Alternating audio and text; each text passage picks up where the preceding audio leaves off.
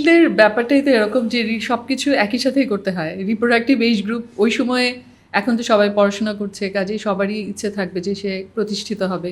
প্রতিষ্ঠিত হওয়ার সময় এবং রিপ্রোডাক্টিভ এজ দুটোই তো পাশাপাশি। কাজেই সেই জন্য আসলে ফিমেল হেলথকে অনেক বেশি গুরুত্ব দিতে হবে।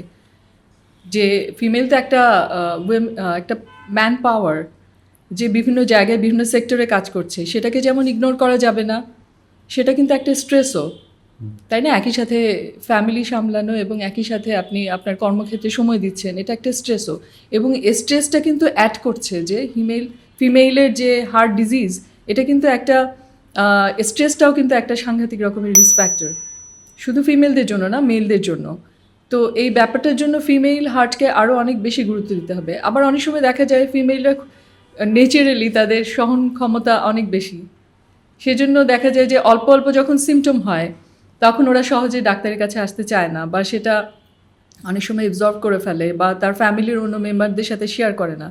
তখন দেখা যায় যে তাদের যখন অসুখটা ধরা পড়ে, পরবর্তীতে যখন আমাদের কাছে আসে, তখন দেখা যায় সেটা আর অল্প থাকে না, সেটা অনেক সিভিয়ার হয়ে যায়। সেই জন্য ফিমেইলদের যে হার্ট ডিজিজ হয়, সেটার দেখা গেছে মেইলের তুলনায় ফিমেইল যদি হৃদরোগে আক্রান্ত হয়, সেটার মর্টালিটি অনেক বেশি থাকে।